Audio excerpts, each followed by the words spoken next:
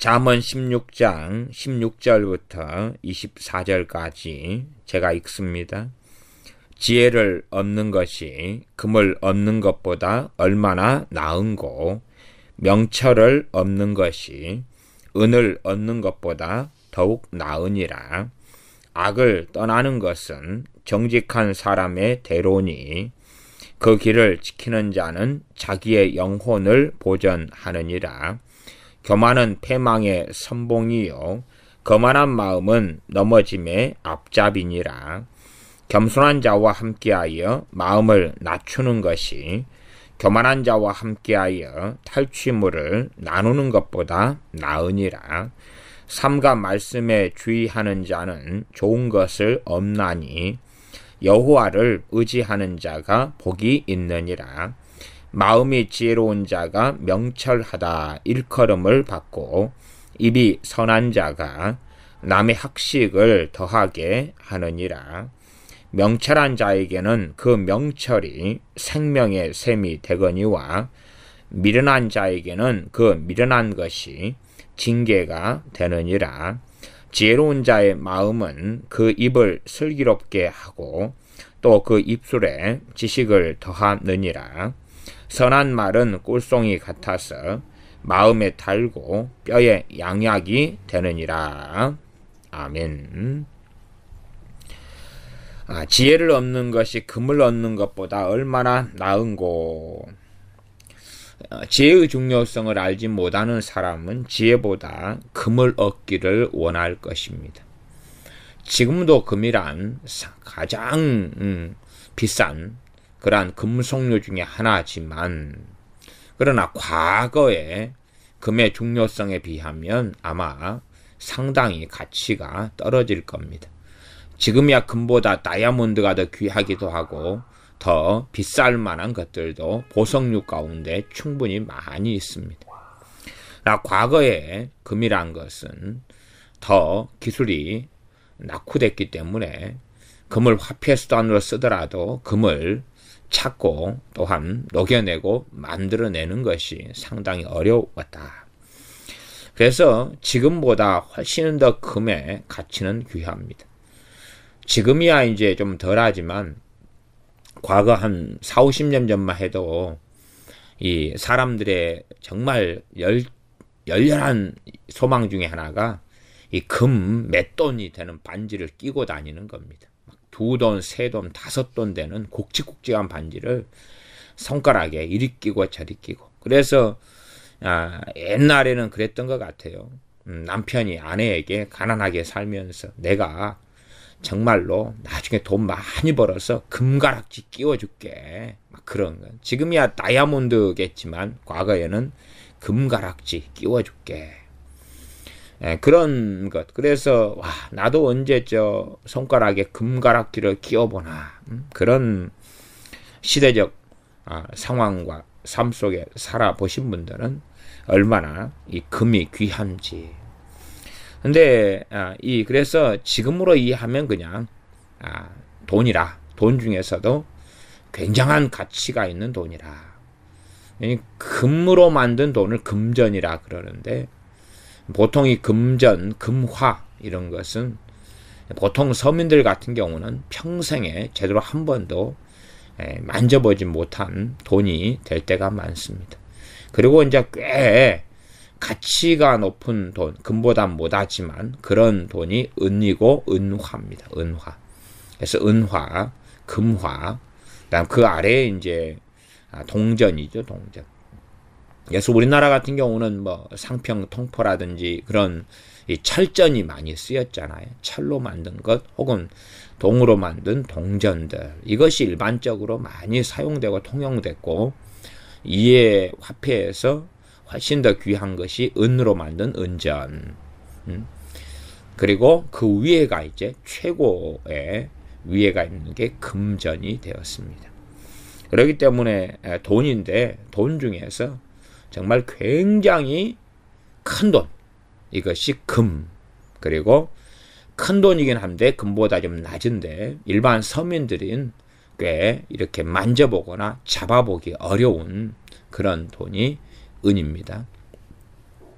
한국 사람들이 조선시대나 고려시대 등의 그 사극 드라마 같은 거 보면 거기에서 통용되는 것은 은전은 거의 볼 일이 없지 않습니까?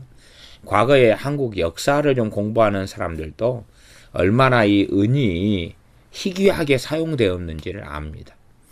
그렇기 때문에 이 보통은 엽전 같은 거 그런 꾸러미로 통용을 하고 그것도 상당히 이렇게 값어치가 없지 않고 비싸고 귀했습니다.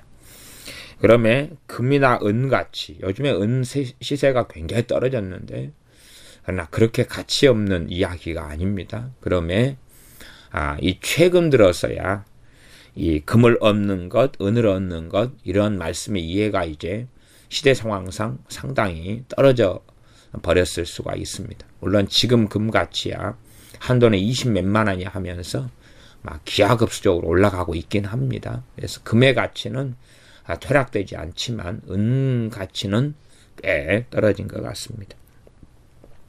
그래서 돈이죠. 돈, 재물입니다. 인생사에서 일반적으로 돈과 재물을 빼고 나면 사실은 하나님을 섬기는 이런 영적인 삶 말고요. 그냥 육적인 삶 가운데의 인생사에서 돈 버는 것, 또 돈을 가지고 누리는 것 빼고 나면 얼마 남는 거 없지 않습니까?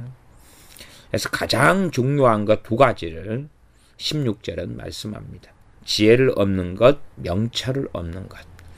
지혜를 얻는 것이 금을 얻는 것보다 얼마나 나은고. 얼마나 나은고 하고 느끼고 깨닫는 사람이 지혜를 얻는 길을 걸어가죠. 지혜를 얻는 길을. 지혜는 어디서 얻습니까? 첫째는 하나님과 관계고요. 하나님의 관계 가운데 하나님의 말씀입니다. 하나님 말씀이에요. 그러면 시간이 남으면 또한 우선순위 가운데서 하나님 말씀과 함께 시간을 보내야 한다는 거죠. 그러나 사람들은 하나님 말씀과 함께 시간을 보내는 것을 낭비된 시간으로 여기거나 혹은 효용성이 별로 없는 것, 할 일이 없는 사람이나 하는 것, 그런 가치관념을 남자들 같은 경우는 굉장히 많이 가지고 있습니다. 그러나 실제로 금을 얻는 것보다 지혜를 얻는 것이 얼마나 나은고. 이걸 깨닫는 사람이 지혜자가 되고 지혜를 얻는 길을 걸어가며 지혜를 얻는 길은 하나님의 말씀을 상고하고 묵상하며 하나님 말씀 앞에 떠는 삶을 살아가는 것입니다. 말씀을 통하여 하나님을 알아가며 경외에 나갈 때에 지혜를 얻고 또한 지혜를 더 풍성하게 얻는 지혜자의 삶을 살아갑니다.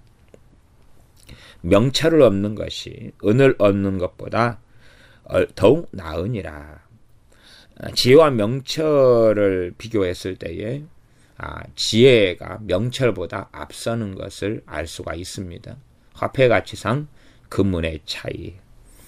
일반적으로 지혜라는 말은 우리가 사용합니다. 물론 일상적으로 사용하는 말하고 성경에서 말씀하는 이 의미 자체가 다름이 많으나 그러나 그래도 사용하는 말이기 때문에 성경을 이해하는데 다소 도움이 됩니다. 대신에 명철이란 말은 지금은 거의 사용하지 않는 말이 되었습니다.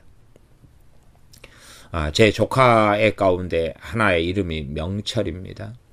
나이가 이제 아마 걔도 한 40살 이렇게 정도 되지 않는가 싶은데, 그래서 걔 이름이 명철이에요. 과거에 그렇게 한 40년 이렇게 걔 조카의 이름 지을 때나 이런 시대였으면 명철이라는 이름이 많이 쓰였어요.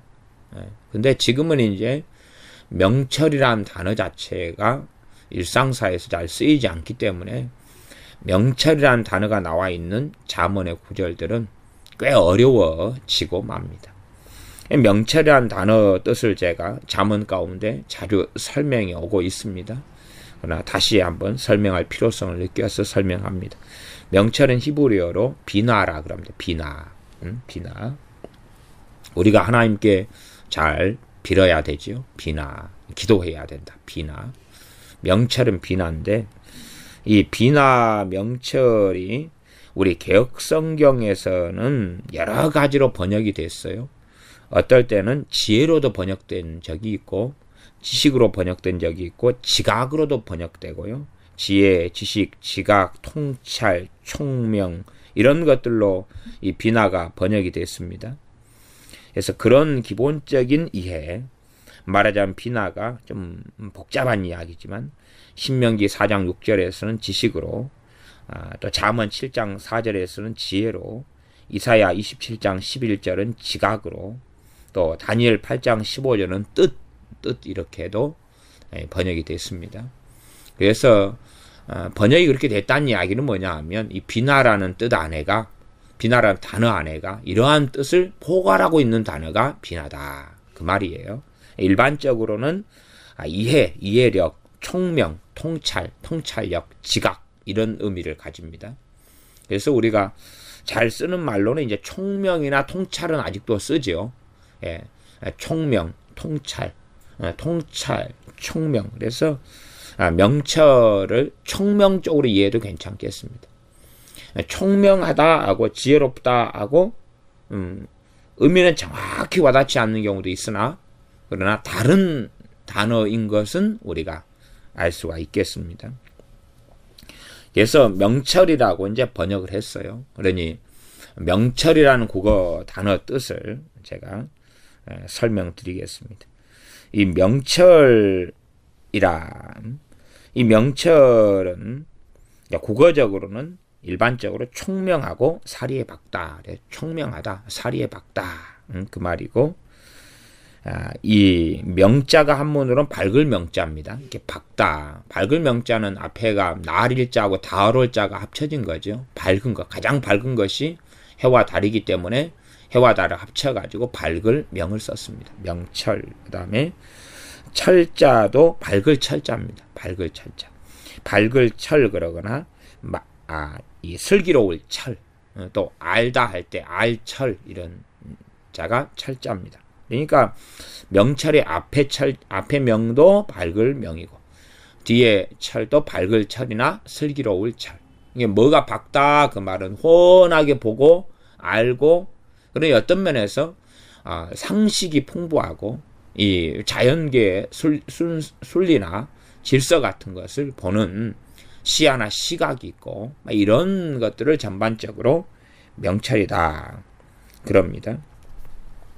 그래서 우리가 철도 그런 말이 쓰잖아요. 철이 들다 그러잖아요. 철이 들다 이런 것은 아직도 쓰죠. 철이 들다. 그때 철이 이 사리를 분별할 수 있는 힘을 철이라 그럽니다. 그러니까 철이 났네. 벌써 어린데도 철이 들었어.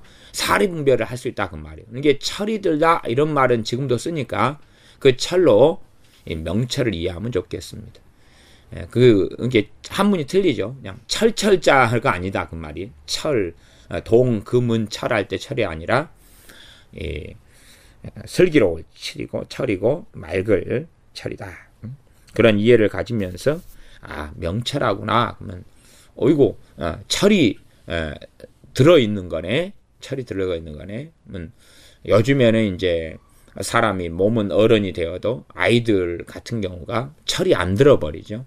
그것이 바로 명철이 없다 그래요. 그러니까 그런 식의 이해를 하면 명철하고 이 지혜는 다른 거구나.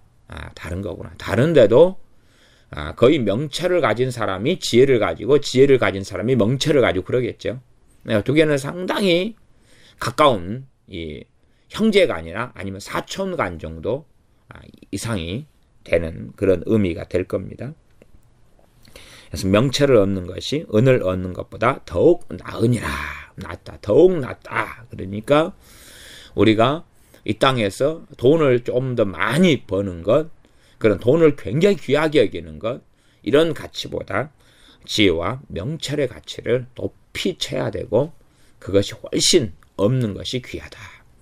그러면 단순하게 이제 그렇게 말씀하겠습니다. 지혜와 명철을 얻는 길은 멀다. 멀다. 단지 그냥 지혜를 얻고 싶다 해가지고 하나님 지혜 주소서 그리고 하나님 지혜 주심 끝. 그렇게 안 된다 그 말이에요. 야고보서 1장에는 너희 누구든지 지혜가 부족하거든. 그것은 그때를 이야기하는 그때. 지혜가 필요한 타임을 이야기하는 거지. 때를 이야기하는 거지.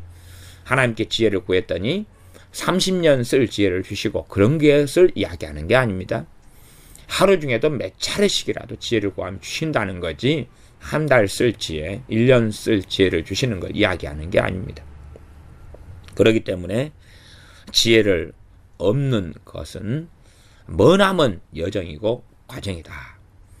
스카펙이라는 이런 정신의학자인가요? 심리학자. 또 그분이 크리스찬이기 때문에 참 괜찮은 책 가운데 거짓의 사람들 이런 책을 썼어요. 영적인 세계 귀신의 역사나 이런 귀신에게 속아 넘어가 사는 사람들 이런 세계를 파헤친 책인데, 거짓의 사람들 드라마에서 나오고요. 또 머나먼 길, 아직 가야 할 길, 끝나지 않은 길, 이런 책, 여러 가지 제목으로 번역된 책을 쓴 사람 스카펙인데, 그런 것처럼 지혜를 얻는 길은 머나먼 여정이라는 이야기입니다. 명철을 얻는 것도, 나 명철 얻고 싶다. 그러니까 명철이 바로 그냥 얻어지거나 가져지고 소유되는 것이 아닙니다.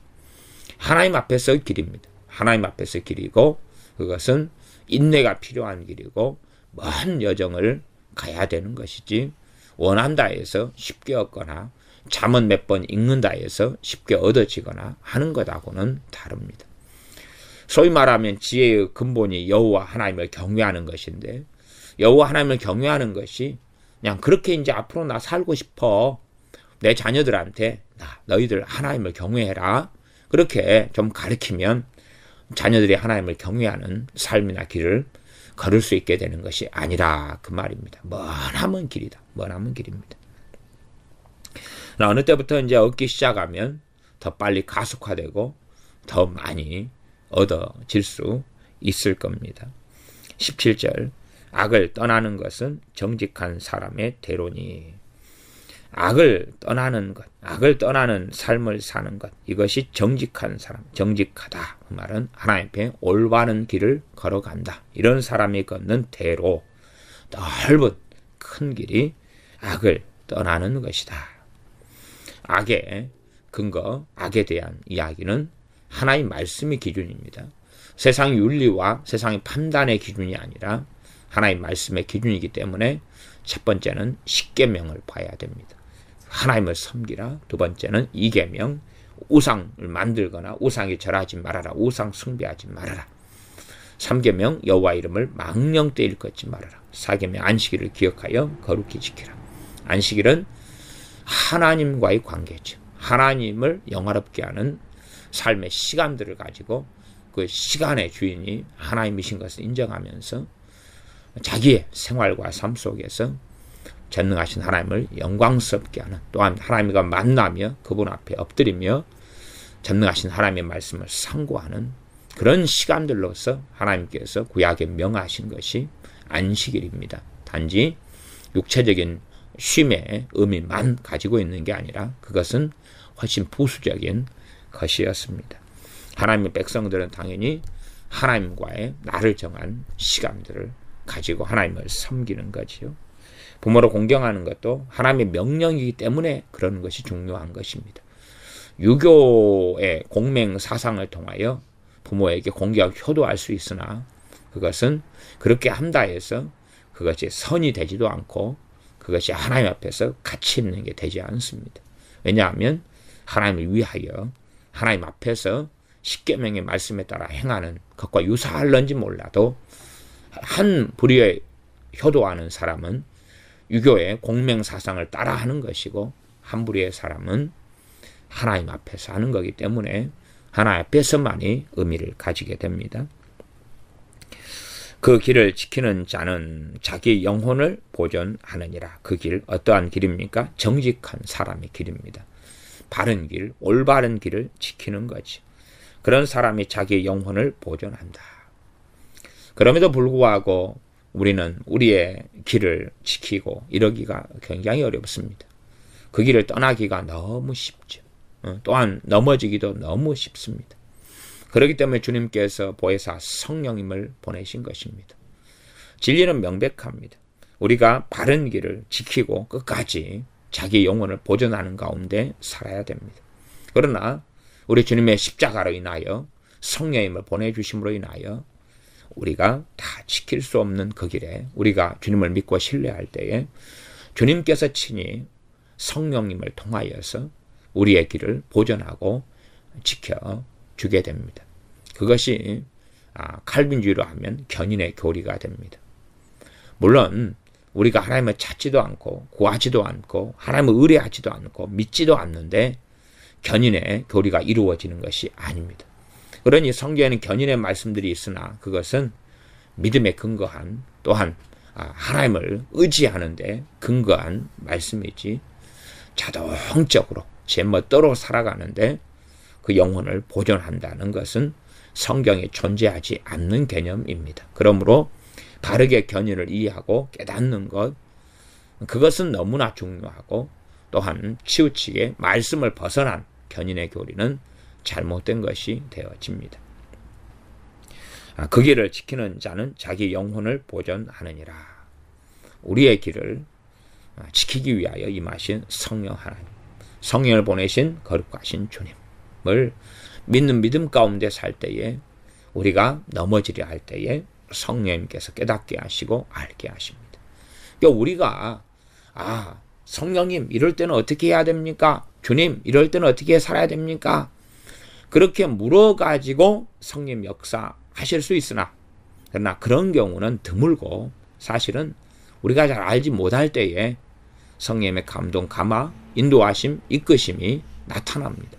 우리가 잘 무지할 때, 그래서 우리가 영적인 상태가 안 좋을 때는 꿈을 통해서 성령님께서 뭔가를 보여주시는 것도 많지 않습니까? 왜? 우리의 길을 보존하시려고 행하시는 일이 되어집니다. 그렇기 때문에 우리의 실제적인 삶에서 우리의 영혼을 보존하기 위하여 행하시는 성령님의 역사하심, 일하심은 굉장히 많아서 우리는 성령 하나님께 찬양하고 찬미하며 감사할 수밖에 없습니다. 성경을 통하여 전능하신 하나님 아버지의 일과 행하심과 은혜와 사역을 볼 때에 전능하신 아버지 하나님께 감사하고 우리 주님의 일과 사역과 행하심을 듣고 볼 때에 우리 주님께 감사하고 성령 하나님의 사역과 일과 행하심을 볼 때에 성령 하나님께 감사하고 나 또한 거룩하신 아버지와 아들과 성령 하나님의 신비롭게 한 분 하나님이신 것을 믿고 전능하신 하나님께 찬양하며 감사하는 우리의 삶이 되어져야 됩니다. 그래서 자기 영혼을 구약에서는 스스로 열심히 지키고 보존했어야 됩니다. 신약에 와서도 그것은 마찬가지고 정확무오한 말씀입니다. 그렇지만 실상 우리가 주님 의지하고 우리의 믿음이 증가되고 성장할수록 하나님 말씀 붙잡고 살수록 성령님께서 우리를 보존하시고 지키시며 새롭게 하시는 것을 또한 때로 우리가 전혀 엎드려서 힘이 없고 지쳐 있을 때 성령님께서 우리를 강건케 하시며 세워주시는 많은 일들을 경험하게 됩니다. 말하자면 엘리야 선지자 같은 경우 이런 분이 경험했던 것이기도 할 겁니다. 엘리야 선지자가 로뎀나무 아래에 앉아서 죽기를 구하며 있을 때에 하나님께 천사를 보내셔서 물과 또한 먹을 빵을 준비하시고 먹게 하고 쉬게 하고 먹게 하고 쉬게 하고 그 다음에 그 힘에 의지하여 하나님을 만나 배우러 시내산 호렙산으로 40일 40야를 오게 하시는, 그래서 하나님 만나주시는 이런 모든 것이 실상 하나님께서 엘리야 선지자의 영혼을 보존하려 하시는 하나님 역사라는 것을 알 수가 있습니다. 또한 이 조카 롯에 대해서도 아브라함을 준비시켜 가지고 조카 롯이 소돔 땅에 살다가 전쟁터에 포로로 끌려가고 그랬을 때에 아브라함을 통하여 조카 롯과 그의 가족 재산을 건져내게 하지 않습니까? 그런 것이 다 어쨌든 롯을 보존하시는 하나님의 사역이에요. 그러나 구약에는 그러한 하나님의 사역과 일하심이 부분적이었다, 그렇게 말할 수밖에 없습니다. 한계가 있었어요. 왜요? 우리 주님의 십자가가 있기 전이었기 때문에. 그러나 신약에 와서는 우리가 상상하는 것 이상으로 성령님의 사역은 놀랍고 하나님의 그 은혜는 더 훨씬 더 놀랍습니다. 우리를 보존하려 하시는 놀라운 성령님의 보혜사 성령님의 사역 일 행하심에 우리는 찬양할 수밖에 없습니다. 18절입니다. 교만은 패망의 선봉이요 거만한 마음은 넘어짐의 앞잡이니라. 거만하다 그 말은 오만하다 그 말로 동일하게 쓰입니다. 교만은 패망의 선봉이다. 자꾸 이 16장이나 잠언의 다른 많은 절들에서는 교만을 다루고 있습니다. 교만을 다루고 있습니다. 교만의 중심에는 자기중심적인 삶이 있습니다. 자기중심적인 삶. 자기중심적인 삶이 교만의 중심입니다. 또한 자기의 어떤 성공들이 있으면 우리는 굉장히 많이 교만해지게 되어지고 말 것입니다. 내가 얻은 성공, 성취가 있다. 그러면 얼마나 우리는 자랑하고 싶어지고 얼마나 뽐내고 싶어집니까? 우리 많은 믿는 사람들 가운데서도 자신의 기도를 통하여 어떤 사람들의 병들이 치유되었을 때 그런 것이 조금 나타났을 때는 몰라도 무수하게 많이 나타난다고 생각해 보십시오. 얼마나 우쭐하고 교만해지기가 쉽겠는가. 그럴 때 또 우리가 전도를 할 때 복음을 막 대중 집회에서 전했는데 1000명이 막 회개가 터지고 성령 충만을 받고 주님을 만나고 그러면 얼마나 교만해지기가 쉽겠는가 그 말입니다. 저는 우리나라의 그 큰 목사님 가운데 조윤기 목사님 있지 않습니까? 그런 분은 굉장히 실상 존경을 받아야 마땅한 분이 됩니다. 교회도 나중에 70만 명 이런 교회가 되었지만 큰 교회 때문이 아니라 그분을 통하여 놀라운 기적과 이적들이 굉장히 많이 일어났어요. 또 그분이 설교할 때 많은 사람이 주님 영접하고 변화되고 성령 충만받고 회개가 터지고 그랬어요. 그러면 우리의 삶에 그런 조목사님 같은 어떤 열매, 치유, 또 귀신이 쫓겨나가는 것, 주님 만나는 것, 이렇게 전도를 했더니 주님께 돌아오는 것, 이런 일들이 어마어마하게 벌어지면 얼마나 우리 마음은 굉장히 우쭐해지겠습니까? 그러니 조목사님 같은 분이 지금 정도로 믿음을 지키고 있다는 것만 해도 최소한은 저 같은 사람보다는 10배, 100배는 나았다. 조목사님 같은 분이 외국에 이 전도 집회를 했을 때에 막 많이 모일 때는 200만 명이 넘게 모이고 그랬어요. 그러니까 아예 그냥 200만 명 해치고 나가서 말씀을 전할 수 없게 되어서 헬리콥터로 강단에 갔다가 헬리콥터로 다시 떠나고 막 이럴 정도로 그러면서 그 200만 명 가운데 무수히 많은 사람들이 주님을 영접하고 회개가 터지고 성령 충만받고 병이 치유되고 그랬어요. 그런 현장에 우리가 쓰임받는다면 한국 목회자들을 만나면 많은 사람의 자랑이 나는 교회를 몇 개 세웠습니다. 5개 세웠습니다. 근데 이제 좀 더 깊이 들어가면 5개 세운 것 가운데 지금 흔적도 없는 교회가 4개예요. 이런 데 5개 세웠습니다. 막 그래요. 그런 것 별로 자랑거리도 아닌데 자랑거리를 삼아요. 건축을 3개 했습니다. 물론 저같이 교회 건물을 하나도 지은 적이 없는 사람은 이제 그 입장이 안 돼 봤으니까 할 말이 없지만은 그런 자랑. 그러면 조목사님 같은 경우는 맨 처음에 이 안진뱅이를 주님의 이름으로 치유하는 것이 제일 처음 기적이었습니다. 안진뱅이를 그 다리 위에 올라가가지고 고치려다가 다리가 다 똑 부러져 버리고 그러면서 이제 예수님의 이름으로 일어나 걸으라. 그리고 눈을 제일 무서워서 감아버리고 다리가 부러진 안진뱅이는 이 교회 목사가 사람을 죽인다 꼬레꼬레 지르는데 주 예수님의 이름으로 일어나 걸으라. 그리고 안진뱅이를 집어서 던져버렸대요. 근데 조금 있다 보니까 막 환호성이 들리고 안진뱅이가 천막을 돌고 뛰어다니고 그 다음에 이제 그 안진뱅이가 소문을 내가지고 이 멀쩡하게 된 안진뱅이가 동네 사람들을 다 끌고 들어오는데 환자들 잔뜩 끌고 들어오고 심지어 뚱뚱한 날 때부터 벙어리 된 사람도 데리고 들어오고 홀쭉한 날 때부터 기머거리 된 사람도 데리고 오고 이렇게 해서 치유 역사가 일어나면서 금방 그냥 교회가 300명, 500명 돼버렸는데, 그러니 그런 놀라운 부흥의 현장에 있었던 사람이 어떻게 우쭐하지 않겠냐 그 말이에요. 조 목사님 같은 분이야 그런데도 우쭐하지 않은 채로 성령 충만한 삶을 정말 오래 살아갔습니다. 우리 같은 사람이 그런 일이 벌어진다. 야, 내가 좀 안수 좀 하고 교인이 10명에서 막 100명, 1000명, 2000명, 3000명이 막 불어가고 커지고 그런 기적과 이정의 현장에 있었다면, 그러면서 전도해가지고 복음을 전하니까, 과거에 순복음교회 같은 경우는 안 믿는 불신자들을 데리고 와서 예배에 좀 참석해서 주님 만나고 회개가 터지고 그랬어요. 그러니 얼마나 놀랍게 하나님이 조 목사님 같은 사람을 썼습니까?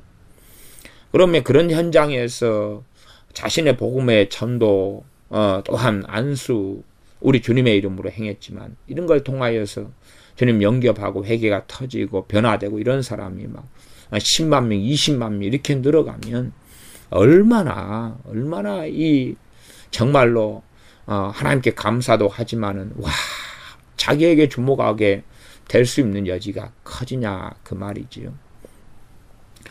그런 이제 조 목사님과 살아왔던 현장에 있었던 분들이, 주의 종들이 참 많이 됐습니다. 그러니 그걸 기억하고 아는 사람들은 조 목사님을 부흥에 모시고 왔을 때에 정말 극찬을 하고 높여주는 그런 일들을 행할 수밖에 없는 것 같아요. 참 그런 것이 교만으로 흘러가는 길이 되는데, 실제로 사도 바울은 그러지 않습니까? 나의 나된 것은 하나님의 은혜고 하나님께서 많이 하셨다. 그러나 저는 그래, 사도 바울 같은 경우야 이제 일찍 순교를 했지요. 그러니 조 목사님도 사도 바울 같은 나이에 순교해가지고 하나님께 갔다면은 얼마나 더 성령 충만한 상태에서 갔겠습니까? 지금이야 연세가 81가 돼버리셨으니까 몸도 아프고 파킨슨에 지치고 힘이 빠지고 자식 문제 생기고, 그러니 많은 문제의 도가니에 계시지만 그 정도라도 유지하고 있는 것에 저 같은 사람이나 우리 입장에 비하면 참 하나님 앞에 서간다. 그러니 실상 우리 같은 사람들이 대단한 뭔가가 안 나타나는 것도 한편으로는 감사할 수밖에 없는 일이 되는 것 같습니다. 많은 기적, 이적의 현장에 있고 그렇다면, 또 우리가 전도를 집회를 한번 했는데 3,000명이 사도 베드로처럼 주님께 돌아오고 그러면 얼마나 복음의 확장은 놀랍겠는가마는, 그러나 자기에 빠져버릴 수도 있는 거예요. 우리 같은 사람들은 사실은 이 교만은 패망의 선봉인데, 그런 놀랍게 하나님께 쓰임받는 삶이 아니어도 교만할 건덕지가 너무 많은 거예요. 너무 많은 거예요. 교만의 핵심은 자기중심적인 삶, 자기중심적인 삶. 자기 판단, 자기 생각, 자기 지혜, 자기 명철, 스스로 너희 명철을 의지하지 말아라. 자기 사리 분별력을 생각하는 거죠. 경험이 있으니까. 자기가 이렇게 생각하고 이렇게 하는 게 이치에 맞는 것 같아, 이렇게 사리를 분별하는 거, 이런 것이 명철이고 그런 거 총명하고 사리에 박다. 이렇게 내가 생각하는 상식은 이렇게 돼야 될 것 같아. 그런 거죠. 그래서 하나님 말씀을 깊이 알아가면, 하나님을 알아가고 이런 사람들은 그러한 상식이 많아지고, 저는 이러한 상식을 명철에 관련을 많이 시킵니다. 그러나 우리는 그럼에도 너무 쉽게 교만케 되어집니다. 교만케 되는 이유가 많이 있는데, 그 중에 하나는 내 주변에 판단할 만한 사람이 나타나면 그리 되는 것 같아. 꼴 보기 싫은 사람이 나타나고, 남편과 아내로 사는데 상대방이 그냥 아이고 내가 볼 때 왜 저렇게 살아, 이런 이제 삶의 모습 보일 때에 내가 관여를 안 해야 되는데, 심지어 남편과 아내라 해도요, 관여할 부분이 있고요, 안 할 부분이 있는 거예요. 하나님께 맡겨드려야 할 부분이 있는 거예요.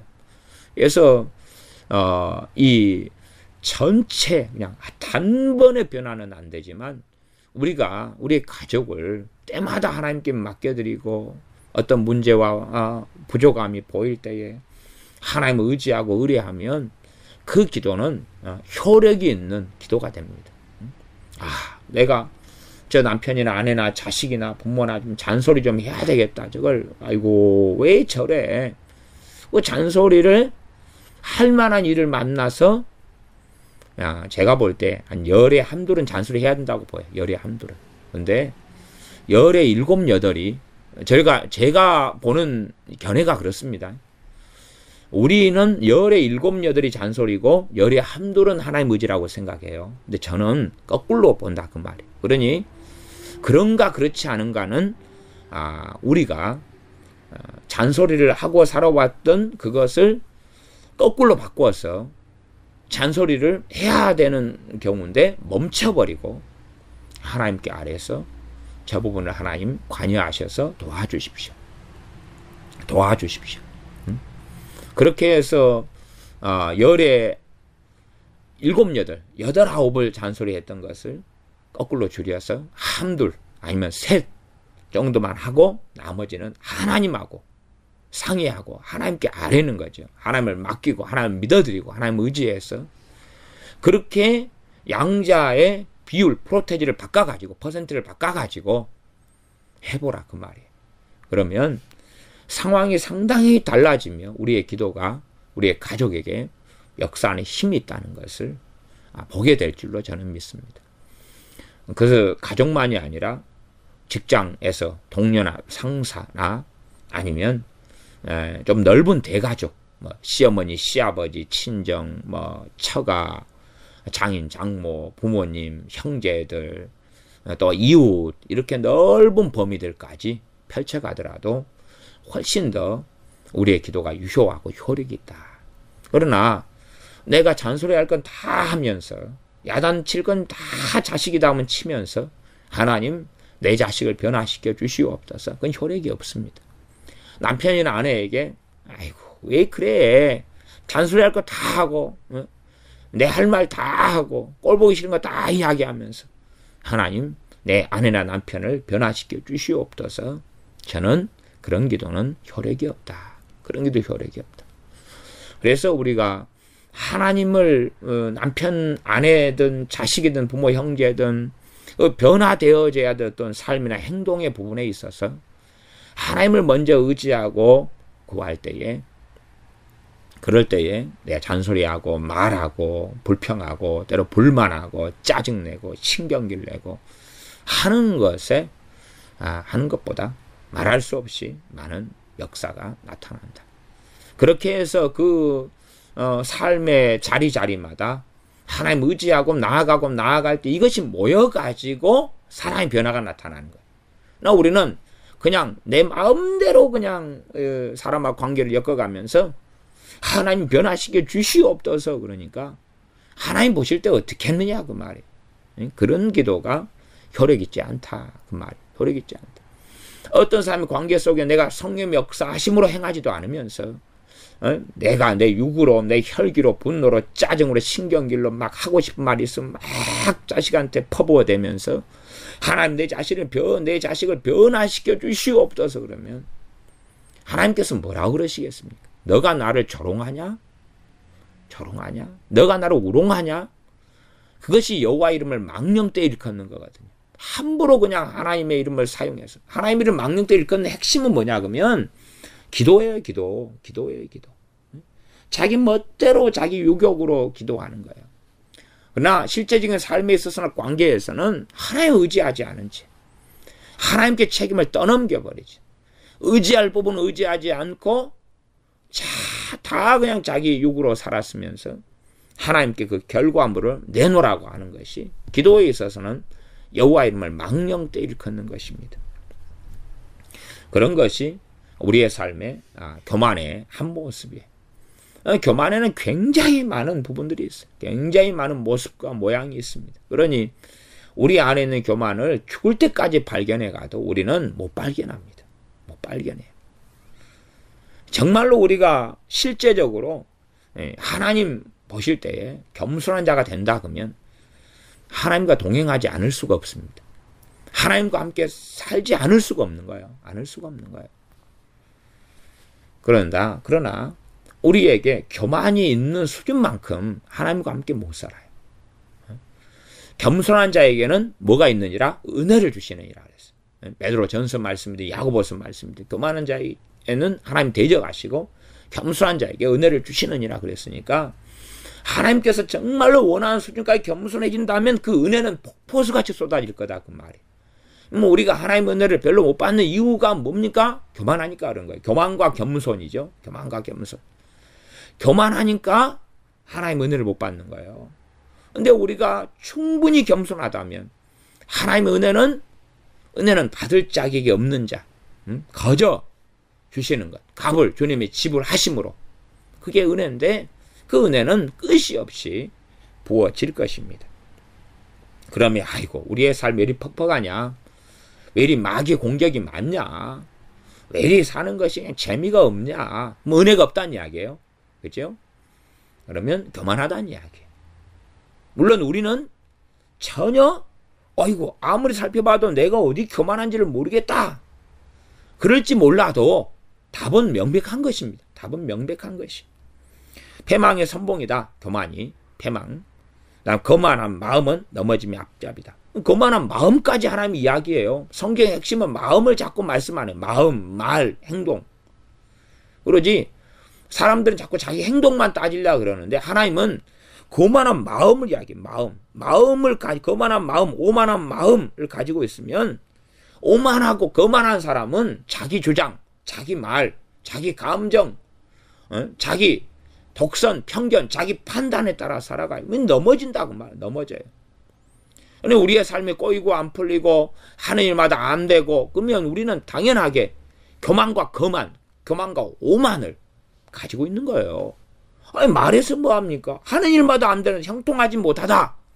요셉이 왜 형통했느냐? 겸손했기 때문에. 요셉은 하나님을 신뢰했고 믿었을 뿐만 아니라 요셉은 겸손했다 그 말이에요. 왜 우리가 하는 일이 많이 꼬이냐 안 되냐, 형통하지 않냐 안 풀리냐. 형통하다는 의미에는 고난이 없다는 게 아니에요. 나 고난을 디딤돌로 삼고 올라간다는 거예요. 우리가 높은 산에 올라가는데 낭떠러지 암벽만 있으면 못 올라가는데 거기에 계단이 막 비탈지지만 잘 나있다 그러면 계단 밟고 올라가는 게 힘들지만 밟고 올라갈수록 높은 데로 올라가잖아요. 암벽을 등반할 수 있는 거예요. 계단이 있다면. 그래서 요즘에 어지간한 산들에는 이 사람 계단들을 만들어가지고 등산하기 좋게 참 만들어진 산들이 많습니다. 그러면 이 고난이라는 게 이 계단이 되는 거예요. 디딤돌이 되는 거예요. 그러니 한편으로 고난도 형통의 길이 되는 것이 형통의 길. 평지만 간다고 형통한 게 아니에요. 산을 넘어갈 때는 디딤돌을 밟고 올라가야 되는 거예요. 높은 곳을 갈 때는 디딤돌을 밟고 올라가야 되는 거예요. 그러지 항상 그냥 수월하게 평안하게 가는 것만이 형통이 아닙니다. 어쨌든 간에 우리의 삶이 하는 것마다 꼬인다. 그러면 하나님의 은혜가 없다는 거고 우리는 교만하다. 그게 하나님 말씀에서 명백한 거예요. 왜? 하나님 말씀은 절대 변개되지 않습니다. 교만한 패망의 선봉이요 거만한 마음은 넘어짐의 앞잡이니라. 겸손한 자와 함께하여 마음을 낮추는 것이 교만한 자와 함께하여 탈취물을 나누는 것보다 나으니라. 교만한 자와 함께 탈취물을 나눈다. 그러면 돈, 아이고, 돈 많이 벌었어. 이번에 돈 그냥 어이고 완전히 돈더미가 쌓였네.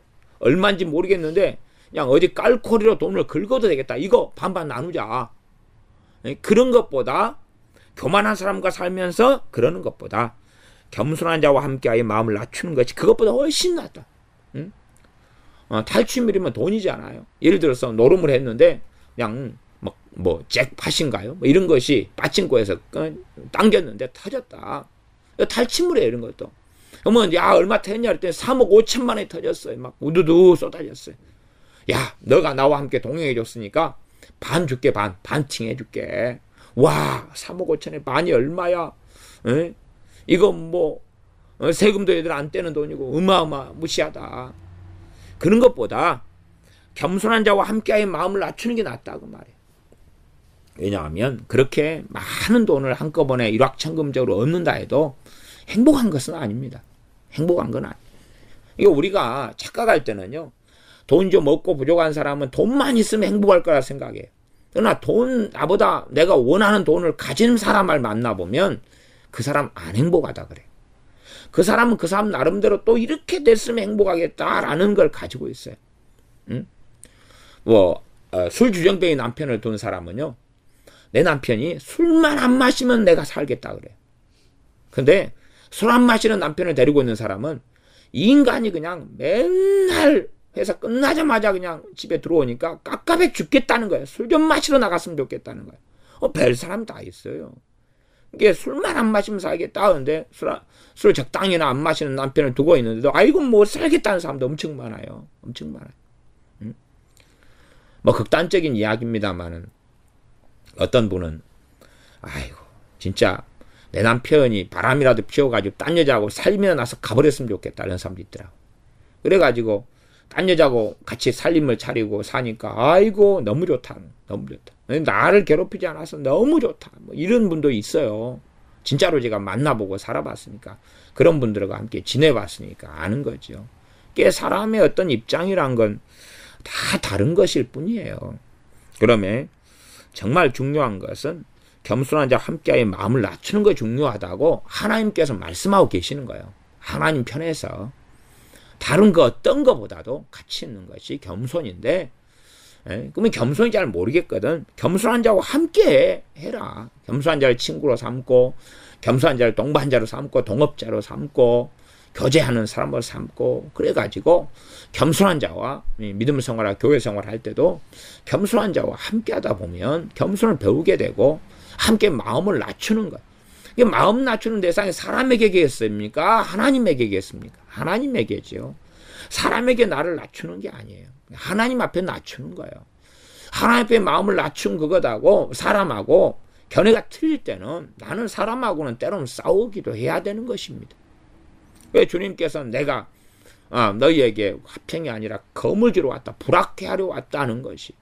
왜? 참으로 하나님의 진리의 말씀 붙잡고 하나님께 마음을 낮추는 사람은 때로는 형제, 자매, 부모와 싸울 수밖에 없는 위치에 들어가거든요. 우상숭배 때문에 싸울 수밖에 없고, 토정비결 보고 점하고 관상 보는 것 때문에 싸울 수밖에 없고, 풍수지리 보는 것 때문에 싸울 수밖에 없고, 또한 하나님께 예배드려야 되는데 놀러 가자는 것 때문에 싸울 수밖에 없고 하는 많은 일들이 생기고 맙니다. 하나님께서는 겸손, 그 다음에 교만은 패망의 선봉이다. 교만한 사람이 아무리 많이 기도해도 그건 패망입니다. 하나님께 듣기 싫어한다 그 말이. 듣기 싫어. 그 사람의 기도를 듣기 싫어한다. 겸손한 자는 심지어 기도를 별로 안 해도 하나님께서 보시고 은혜를 베푸신다는 것입니다. 이제 은혜를 베푸시면 기도를 하게 되겠죠. 안 그렇습니까? 기도 안 하는 사람한테 은혜를 베푸면 기도를 하게 되겠죠. 그래서 더 많이 받을 수 있을 것입니다. 20절 삼가 말씀에 주의하는 자는 좋은 것을 얻나니 여호와를 의지하는 자가 복이 있느니라. 구하는 자에게 좋은 것으로 주시지 않겠느냐 그런 말씀이 있습니다. 그래서 바르게 기도하는 사람은 좋은 것을 받습니다. 또한 구하는 자에게 성령님을 주시지 않겠느냐 그랬습니다. 누가복음 말씀에. 그러니 우리가 누구를 구해야 됩니까? 무엇을 구해야 됩니까? 누구를요? 성령님을 구해야 됩니다. 성령님을 구하면 성령을 주신다는 거예요. 오순절 위에 성령님께서 임하셨으니까 더 이상 구할 필요 없다. 그러면 성경을 진짜 몰라도 진짜 모르는 바보들입니다. 아니 성령 하나님께서 제한이 있으십니까?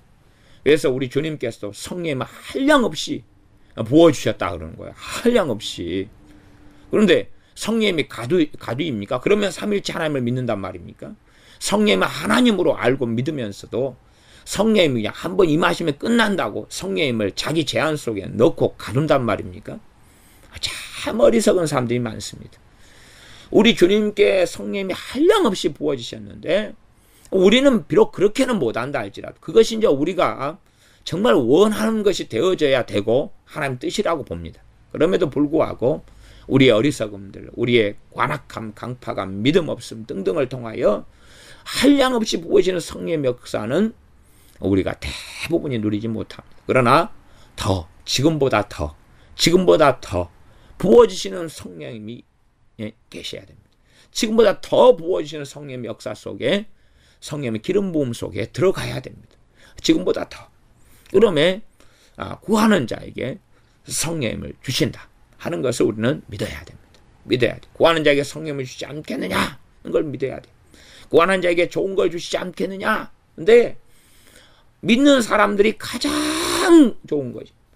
성령님이 부어주시는 거예요. 이게 가장 좋은 건 줄 알아야 되는데 많은 사람들은 성령님이 임하시는 거예요. 성령님을 부어주시는 거예요. 물론 믿는 사람 안에 성령님이 임하여 계시지만 또한 한량없이 성령님을 부어주시는 것, 성령님이 충만하게 역사하시는 것, 그것이 가장 좋은 거라는 걸 모른다 그 말이에요.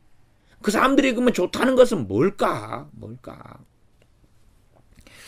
20절로 돌아갑니다. 삼가 말씀에 주의하는 자는 좋은 것을 얻나니.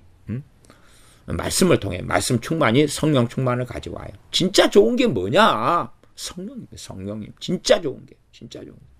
첫째는 말씀 가운데 구원 얻는 지혜가 있고 말씀 가운데 주님을 만나요. 최고 좋은 주님. 그리고 이제 그리스도인의 생활을 할 때에 정말로 주님을 따라서 살아가려면 성령님이 아니고선 답이 없어요. 그러므로 말씀을 통하여 성령 충만을 받는다 그 말이에요. 말씀을 통하여. 기도를 통하여 성령님이 임하고 말씀을 통하여 성령님이 임해요. 기도와 말씀은 뗄래야 뗄 수가 없는 거예요. 기도와 말씀을 떼어버리는 사람이 잘못 가는 사람. 기도와 말씀. 사람으로 한다면, 육신으로 한다면 심장과 머리가 사람의 핵심이다. 그러면 심장과 머리 둘 중에 하나만 있어서는 안 된다. 그러면 둘 다가 필요하다. 둘 다가. 그런 것처럼 기도와 말씀은 절대 바른 기도 생활은 말씀을 가져오고 바른 말씀 생활은 기도를 가져오는 거예요. 그러니까 말씀 읽다가 기도하고 싶고 기도하다가 말씀 보고 싶고 이렇게 왔다 갔다 돼야지 바른 균형을 가지고 사는 사람이야. 말씀만 보고 기도는 안 하고 기도만 하는데 말씀은 안 보고 상고하지 않고 안 듣고 그러면 이미 삐뚤어져 버렸다 그 말. 삐뚤어져 버렸다. 그래서 기도를 열심히 하면 성령님께서 바르게 역사하신다면 하나님 말씀에 주의해라. 하나님 말씀을 상고해라. 그렇게 말씀하시겠죠. 이끄시겠죠. 하나님 기도 말씀을 바르게 주님 앞에서 잘 상고하면 이제 말씀은 충분히 봤으니까 기도해라. 아니면 말씀을 읽고 깨닫는 가운데 말씀을 읽고 상고하는 가운데 끊임없이 기도로 주님께 나아가라. 그렇게 역사하실 겁니다. 3가 말씀에 주의하는 자는 좋은 것을 얻나니. 우리는 육체 연습을 많이 해서 육체 연습의 유익을 얻고자 합니다. 그러나 경건은 범사유익하다. 경건이 뭡니까? 하나님 말씀에 주의하는 삶이 경건의 핵심입니다. 경건의 핵심. 하나님 말씀에 주의하는 삶이 경건의 핵심이에요. 말씀에 주의하는 자는 하나님께서 뭘 말씀하고 계시는가? 하나님께서 뭘 말씀하셨는가? 이걸 살피는 거예요. 살피는 거. 그것이 하나님을 알아가는 것입니다. 그런 사람이 좋은 것을 얻습니다. 어떤 사람이 그렇게 생각해 보십시다. 기도는 열심히 많이 하는데 하나님 말씀을 주의하지 않는다. 그러면 좋은 것을 과연 얼마나 얻을 수 있을까요? 아니면 나아가서 하나님은 그 사람을 기뻐하실까요? 그 생각을 해봐야 되지 않습니까? 주님께서 구하는 자에게 좋은 걸 주시지 않겠느냐? 그것은 주님이 가르치신 말씀에가 있는 거예요. 산상수훈 등의 말씀을 통하여 가르치시고 전하신 거예요. 그러니까 주님의 말씀에가 기도에 대한 말씀을 하신 거예요. 기도와 말씀이 함께 가는 거지. 그래서 주님께서 말씀을 전하시는 가운데 기도에 대한 말씀을 듣고 하다 보니까 기도에 대한 믿음이 생기고 확신이 생기고 담대함이 생겨서 기도하면서 얻게 되는 것입니다. 그러나 하나님 말씀에서 기도에 대한 말씀으로 우리가 믿음이 생기고 또한 기도에 뜨거움이 일어나지 않은 채 기도를 많이 한다. 그러면 우리의 많은 기도는 샤머니즘과 주술 속에 빠지고 맙니다.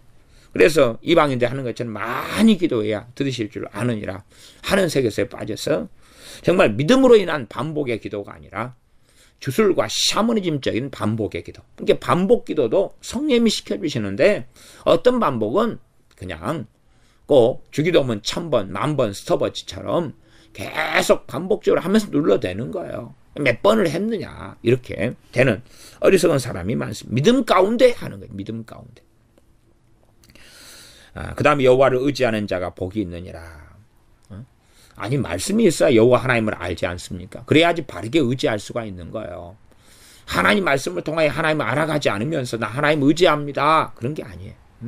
하나님을 알아가면서야 더 깊은, 더 바른 전능하신 하나님 여호와 하나님을 의지할 수 있다 그 말이에요. 의지할 수 있다.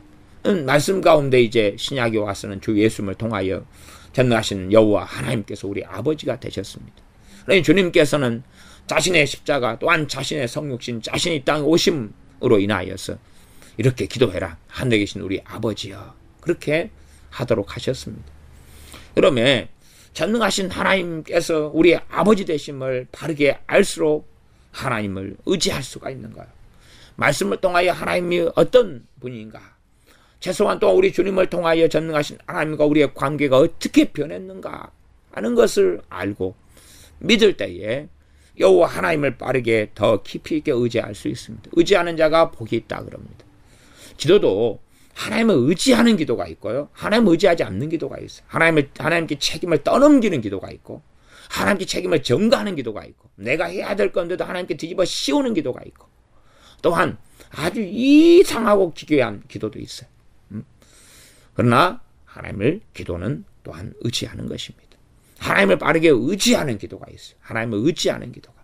내 염려를 주께 맡겨라. 염려를 맡기는데 바르게 맡기는 사람이 있고 잘못 맡기는 사람이 있어요. 바르게 맡기는 사람은 하나님의 평강이 내 마음과 생각을 지키시리라. 바르게 맡기는 사람.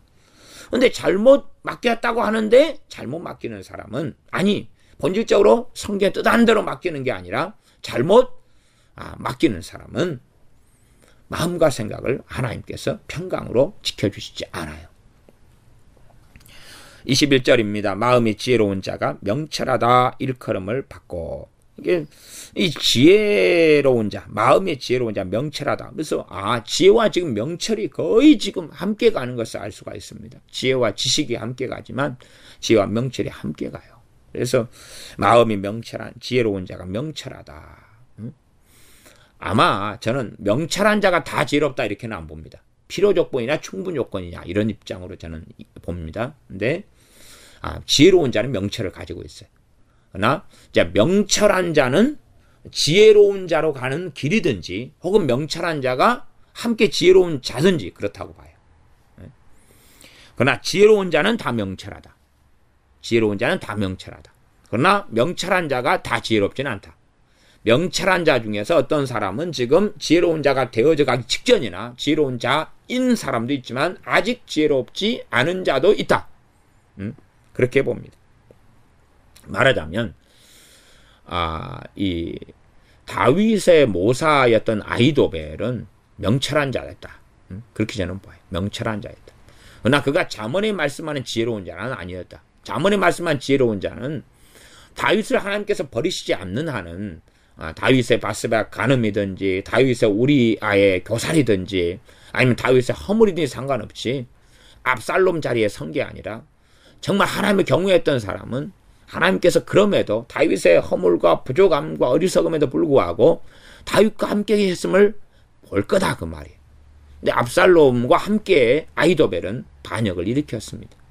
그러면 아히도벨은 그 누구보다 제가 볼 때는 명철한 사람이었다. 그러나 아히도벨이 유감스럽게 그 명철과 지혜로 연결되지 않아서 다윗과 함께 했을 때 명철로 살아갔고, 또한 압살롬과 반역한 자리에 함께 했는데 그는 명철한 자였으나, 그러나 참된 지혜는 여호와 하나님을 경외하기 때문에 하나님이 어느 편에 서 계신지를 알 텐데 아히도벨은 몰랐다는 사실이에요. 나 후세라고 한다면 아히도벨보다 명철은 훨씬 떨어진다. 그러나 후세는 지혜로운 자였다. 그 말이. 저는 그렇게 이제 이해하는 측면에서 명철과 지혜를 이렇게 바라봅니다. 21절, 마음이 지혜로운 자가 명철하다. 겉으로 이 마음이 지혜로운 자가 뭘로 나타난다고요? 명철하다 나타난다 그 말. 오, 이거 사리 분별력이 있네. 오, 총명하네. 오, 총명하네. 오, 지혜롭네. 어찌 저렇게 잘 알지? 와, 말이 통하네. 지각이 있네. 또한 이 신중하네. 이해력이 좋네. 현명하네. 그런 것입니다. 거기에서 그 21절, 22절에 있는 이 명철은, 앞에 명철은 이 비나다 그랬잖아요.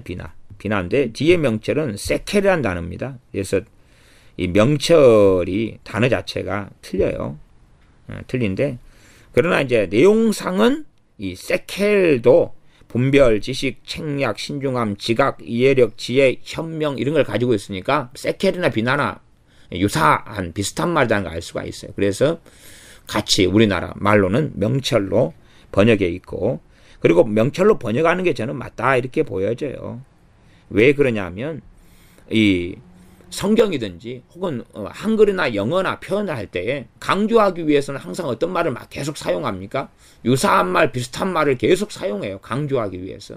그런 관점에서 비나 그다음에 세켈이라는 히브리어를 사용했다고 봅니다. 그래서 마음이 지혜로운 자가 명철하다 일컬음을 받는다. 마음이 지혜로운 자가 이 명철하다. 그 여기서 명철은 이제 비나에서 나오는 명철하다 동사니까 빈 이렇게 됐습니다. 그래서 위에는 그건 같은 것이고 그 아래에 있는 이제 명철 이렇게 나와 있는 그것이 세켈이 되어집니다. 예, 그래서 이 명철한 자 세켈을 가진 사람 그 명철이 그렇게 22절이죠. 21절 하반절 입이 선한 자가 남의 학식을 더하게 하느니라. 입이 선한 자가. 입이 선하단 말은 하나님 앞에서 말한다 그 말이죠. 기본적으로. 선하다. 참된 선은 하나님으로부터만 나옵니다.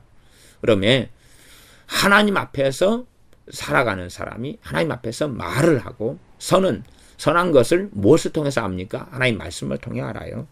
그런 사람이 말을 할 때에 다른 사람 학식이 더한다 그 말은 여기서는 세상 어떤 학문의 학식이 아니기 때문에 이런 상황에서는 이렇게 문제를 해결해야 되겠구나.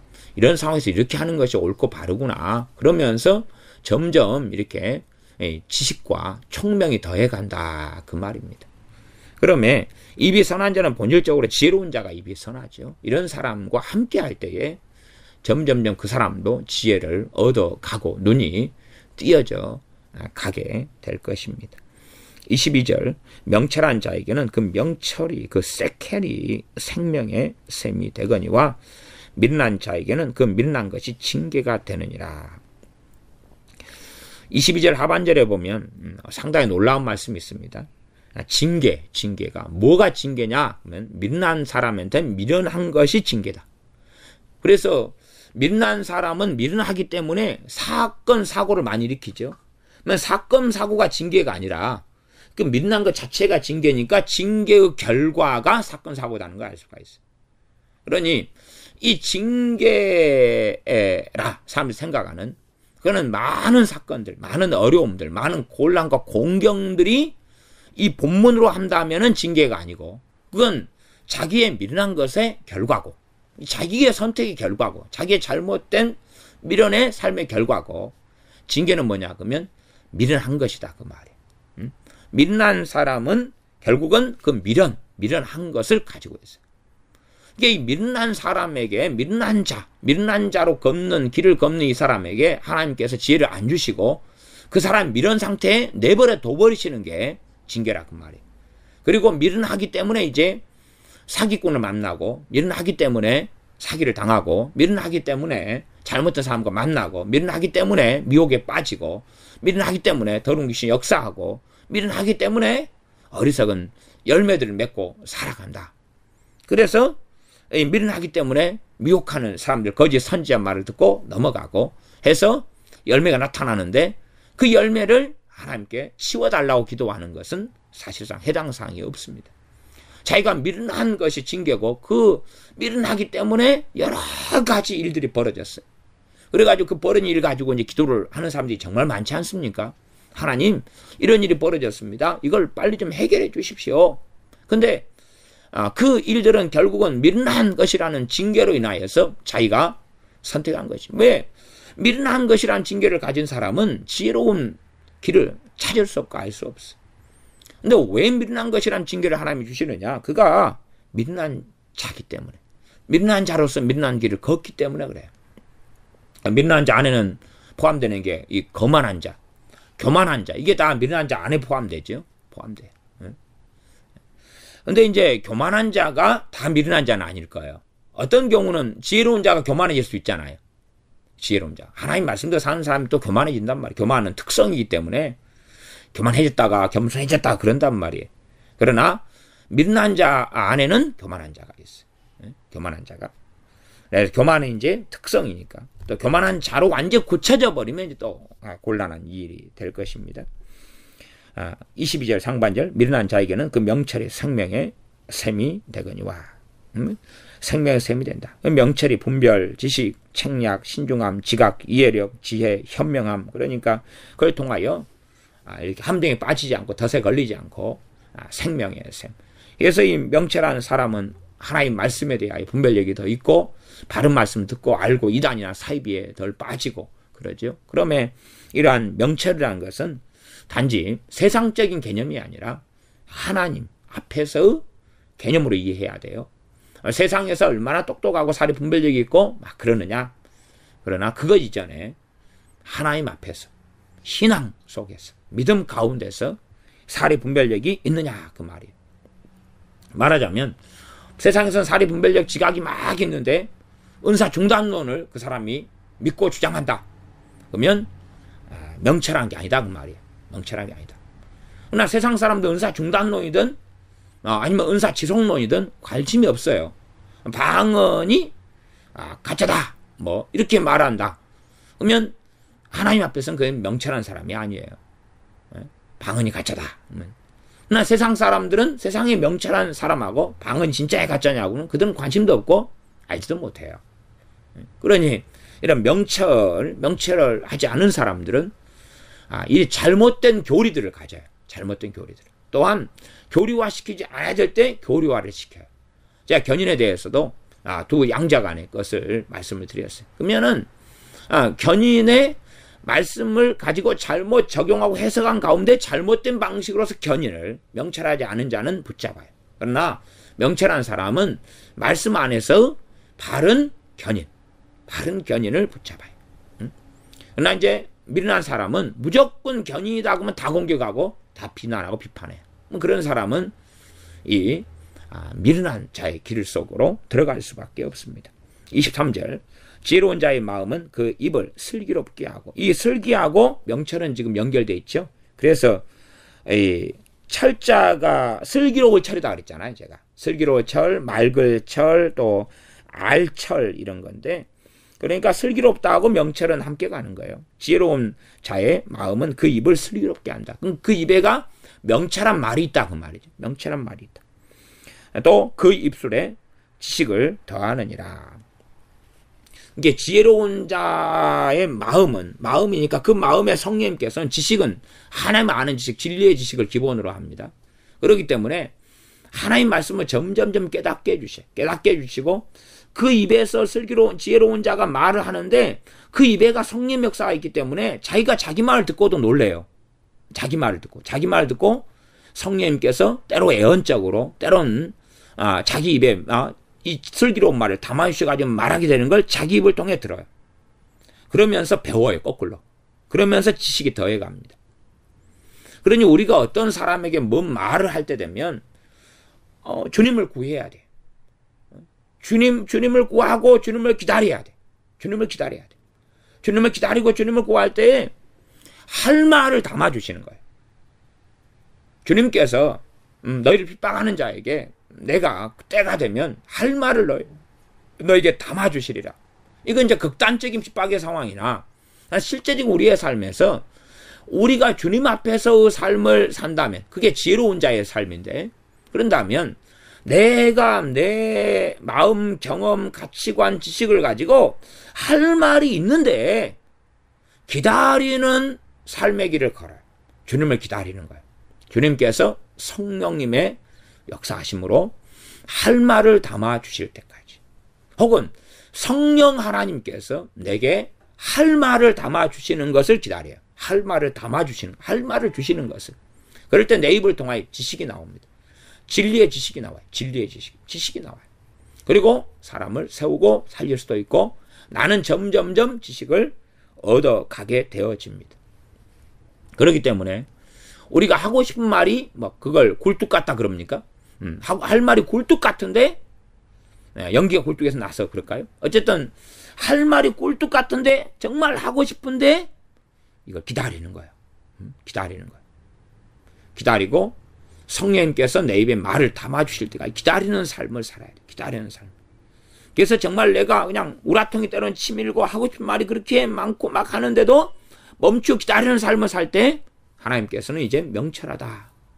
또 지혜롭다. 그런 길을 너가 걷고 있다. 그러시면서 때가 되면 할 말을 담아주시는. 할 말을 담아주시는. 저 개인적으로도 성령님께서 제 입에 말을 담아주시도록 기다리는 정말 많은 삶을 삽니다. 많은 삶을.